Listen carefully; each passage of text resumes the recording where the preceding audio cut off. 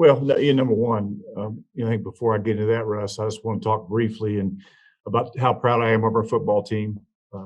These kids have gone through an awful lot. And I hear some people at times talk about, how there should be an asterisk beside this championship game or whatever, ours or somebody else's. And let me just say this to you: there shouldn't be an asterisk. There should be a star for what these kids have had to go through. And I don't think people out there understand. I know Bill feels the same way I do. I'm sure what these kids have had to go through to get to this point. I mean, the tests and the summers and these kids for us have not been off campus, all right, since May 20th. So just proud of our players, proud of our coaches, Mike Hamrick, our doctors, and everybody. And so much has gone into this to get us to this point. Getting back to your question about having the opportunity to play this game at home, I mean, anytime, whatever conference you're in, when you get to the season, your ultimate goal is to play for the conference championship and play for it at home if you possibly can. And we're here against a great UAB team. I got great respect for Bill Clark and what he's done, and just proud as a football coach here to have the game here in front of our fans have been so tremendous all year long. Take our first question from Grant Traylor. Yeah, Coach, you look and your all's your all's championship winning season in 2014, you all go down to play UAB. And just before that game, UAB heard that their program might be disbanded. Can you take me through that, that time as well? And, seeing that from the other side, we talked to Coach Clark about that, but obviously where UAB's at now is very impressive considering that span of time too. Well, no question, and Bill deserves all the credit in the world for that. And I remember that game like it was yesterday. I mean, I remember Jermaine Holmes had to stop that running back he had. It was an NFL player for a number of years on 4th and 1 to win the game. So, they had a lot of great players. They had 3 or 4 NFL guys on that team that left that team and went on to be very successful in the NFL. So that was a great game. It was a typical game when you play a Bill Clark coach team. They play great defense. They're very physical. They're well coached, and that was a battle from start to finish, and it was a great football game. And just felt so bad for Bill and everybody at that point. But what he's done from that point on has just been remarkable. And you look and it's the same style of Bill Clark football, isn't it? You're coming up against a physical, powerful, run-based team in UAB this weekend. Yeah, no question. I mean, he builds his program very, very similar to how we do. It starts with playing great defense. I think they're one of the top. I know they're one of the top 2 defenses in our league. They're very physical. They're sound, very well coached, technique-wise, fundamentals. They play great special teams. They take care of the ball on offense, and they want to run the football on offense and take shots. They do a good job of doing all in all 3 phases. They do a great job. Next to Keith. Coach, a couple weeks ago you had Rice, and the game obviously didn't go in your all's favor. So how do you guys try to regroup heading into this week and the big primetime clash against UAB for a conference championship? Let's go back to doing what we do. I mean, start with playing great defense and taking care of the football and offensively, and play great special teams. And when you get in the red zone, you score touchdowns. If you do that, you got a shot at winning every game. So, we got to be the team we were for the first 7 games of the season, and if we could be that team, then it'll be a hell of a game here on Friday night. Doc, what's been the hardest thing for you to deal with the playing, then you're not playing, and the stops and starts? And I know it's tough on the kids. Football's not a game where you can turn it on and turn it off, but how difficult has it been for all you guys this year?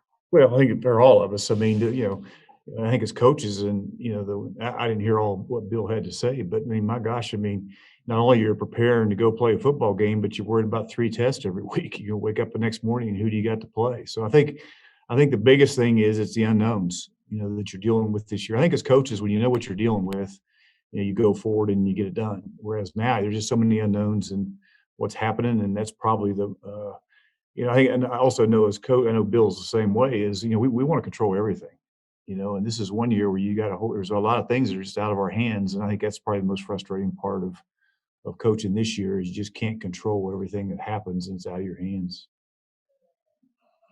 Go back to Grant, followed by Paul Swan. Doc, you look at UAB's defense, and I looked it up. They've given up 140-yard pass play all season, and a lot of Grant's success has been his accuracy over the top. How important is it for him not to try and do too much in his first championship game here? Well, like I say, he's got to go be himself, play like he did the first 7 games, and take care of the football, and let the game come to him. I think we got good players around him. With the wideouts and the tight ends, running backs, our offensive line, should be good to go this week. So that being said, he's just got to go do what he does. Take care of the ball and do what we ask him to do, and take what the defense gives him, and see where we go from there. Coach, would you talk a little bit about the news? Talk a little bit back. I'm sorry, I didn't hear you.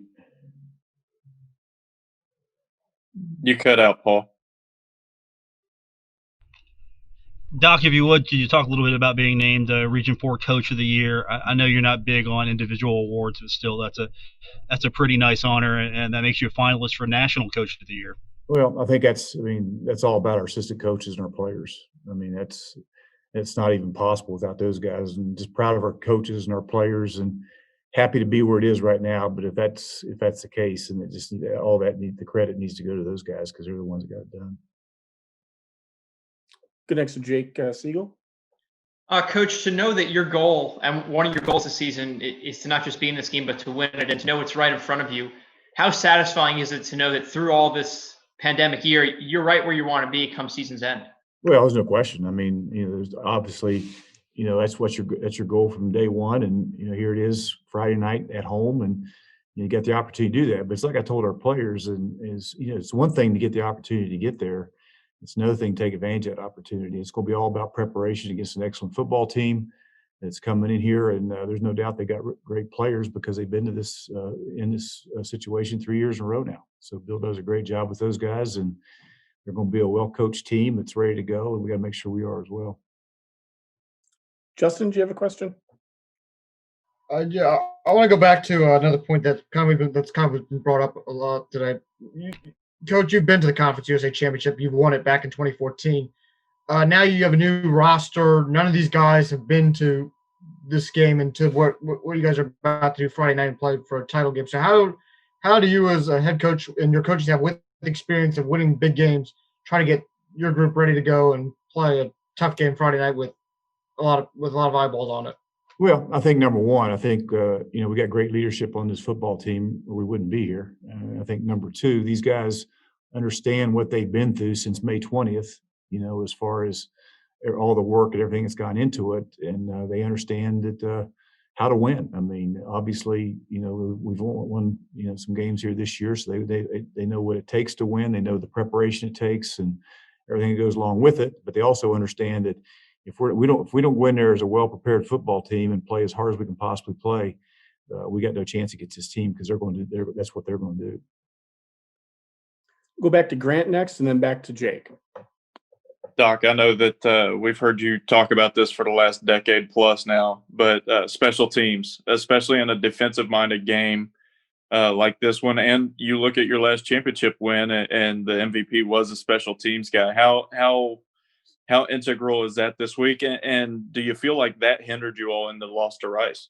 Well, I'm not going to even go back to where Rice was, but obviously we had some guys missing at that point, that phase of it in that game. But, any time you play in a championship game or you play a caliber team like we're getting ready to go play, you got a chance. You got to be the best team on the field in all three phases. And we were that for the first 7 games of this year, in both offense, defense, and special teams. And to have the opportunity to play and win a game like we're getting ready to go play on Friday night, then you better be the best team on the field that particular night in those phases. If you do that, you got a shot at winning.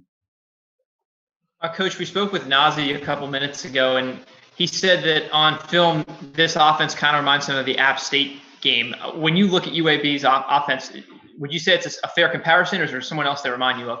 No, I think he brings that up because, number one, App State's offensive line was rated one of the top offensive linemen lines in the country going into that game, and they like to run the football. And they run, they're based on running the football with the stretch and the outside, inside zone, that type of thing, which is similar to what UAB does. And then they took a lot of shots down the field, which is what UAB makes a living on. So, that being said, they're an excellent offense, just like App State was, and he's got great respect for them, and he understands that what we got to do to have a shot at winning this game.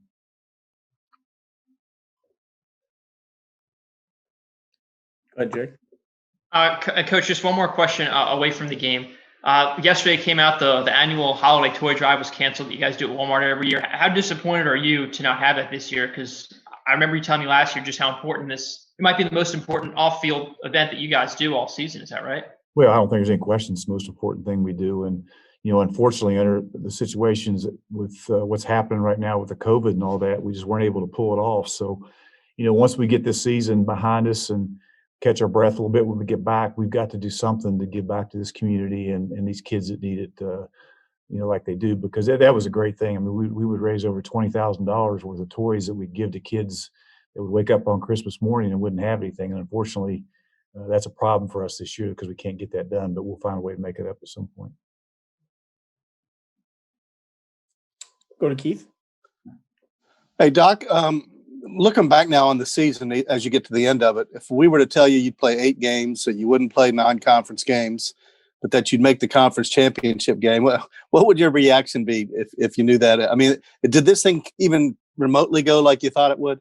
Well, I mean, I don't think the entire anything's gone like we thought it would, Keith. I think at the beginning of the year, I wasn't sure we'd get 3 games in, much less going on 9 and get to this point. So, it's been a battle, and I mean, for you all as well. I mean, you guys have had to deal with it as well. And hell, we're doing everything different. Zoom, the whole thing's different. So, I think we didn't get ahead of ourselves. I mean, at that point, if you would ask me at the beginning of the year, I would have been worried about Eastern Kentucky or App or whoever we were playing that particular week to try to get to this point. But again, I'm just so proud of our players and staff and everybody's got to get us to this point, and now we got to find a way to take advantage of it.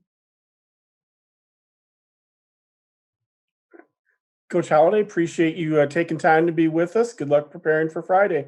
Thanks, guys. Have a great day now. Thanks, Doc. Thank you, guys. Thank you, Coach.